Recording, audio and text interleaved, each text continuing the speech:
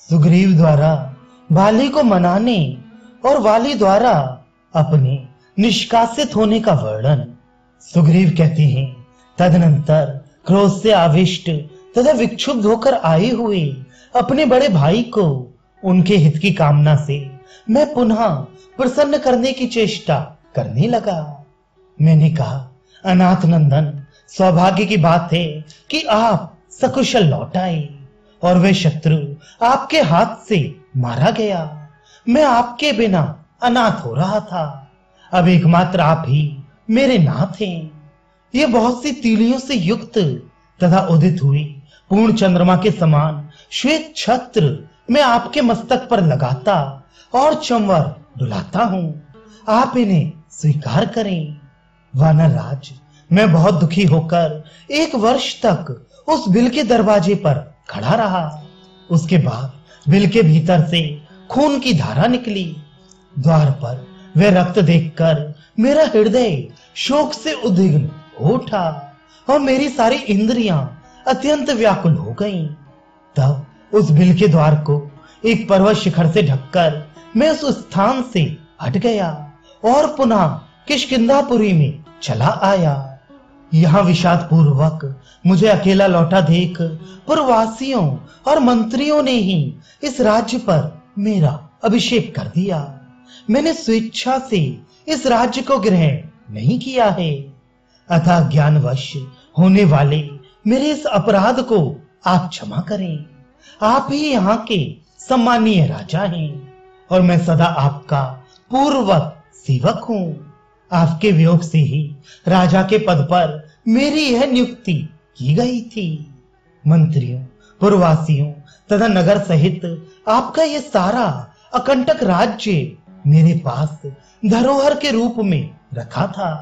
अब इसे मैं आपकी सेवा में लौटा रहा हूँ। सौम्य शत्रुसूदन, आप मुझ पर क्रोध ना करें। राजन, मैं इसके लिए मस्तक झुकाकर प्रार्थना करता हूँ और हाथ जोड़ता हूँ। मंत्रियों तथा पुरवासियों ने मिलकर जबरदस्ती मुझे इस राज्य पर बिठाया है, वह भी इसलिए कि राजा से रहित राज्य देखकर कोई शत्रु इसे जीतने की इच्छा से आक्रमण ना कर बैठे। मैंने ये सारी बातें बड़े प्रेम से कही थी, किंतु उस वानर ने मुझे डांट कर कहा, तुझे धिक्कार है। यूं कहकर उसने मुझे और भी बहुत सी कठोर बातें सुनाई। तत्पश्चात उसने प्रजाजनों और सम्मानीय मंत्रियों को बुलाया तथा सुहृदों के बीच में मेरे प्रति अत्यंत निंदित वचन कहा। वह बोला, आप लोगों को मालूम होगा कि एक दिन रात में मेरे साथ युद्ध करने की इच्छा से मायावी नामक महान असुर यहाँ आया था। उसने क्रोध में भरकर पहले मुझे युद्ध के लिए ललकारा। उसकी वह ललकार सुनकर मैं राजभवन से निकल पड़ा। उस समय ये क्रूर स्वभाव वाला मेरा भाई भी तुरंत ही मेरे पीछे पीछे आया। यद्यपि वह असुर बड़ा बलवान था, तथापि मुझे एक दूसरे सहायक के साथ देखते ही भयभीत हो उस रात में भाग चला। हम दोनों भाइयों को आते देख वह बड़े वेग से दौड़ा और एक विशाल गुफा में घुस गया। उस अत्यंत भयंकर विशाल गुफा में उस असुर को घुसा हुआ जानकर मैंने अपने इस क्रूरदर्शी भाई से कहा, सुग्रीव, इस शत्रु को मारे बिना मैं यहां से किष्किंधापुरी को लौट चलने में असमर्थ हूं। अतः जब तक मैं इस असुर को मारकर लौटता हूं, तब तक तुम इस गुफा के दरवाजे पर रहकर मेरी प्रतीक्षा करो। ऐसा कहकर, और ये तो यहाँ खड़ा है ही, ऐसा विश्वास करके मैं उस अत्यंत दुर्गम गुफा के भीतर प्रविष्ट हुआ। भीतर जाकर मैं उस दानव की खोज करने लगा और इसी में मेरा वहां 1 वर्ष का समय व्यतीत हो गया। इसके बाद मैंने उस भयंकर शत्रु को देखा। इतने दिनों तक उससे ना मिलने से मेरे मन में कोई क्लेश या उदासीनता नहीं हुई थी। मैंने उसके समस्त बंधु बांधवों सहित तत्काल काल के गाल में डाल दिया। उसके मुख से और छाती से भी भूतल पर रक्त का ऐसा प्रवाह जारी हुआ, जिससे वह सारी दुर्गम गुफा भर गई। इस तरह उस पराक्रमी शत्रु का सुखपूर्वक वध करके जब मैं लौटा, तब मुझे निकलने का कोई मार्ग ही दिखाई नहीं देता था, क्योंकि बिल का दरवाजा बंद कर दिया गया था। मैंने सुग्रीव सुग्रीव कहकर बारंबार पुकारा, किंतु कोई उत्तर नहीं मिला। इससे मुझे बड़ा दुख हुआ।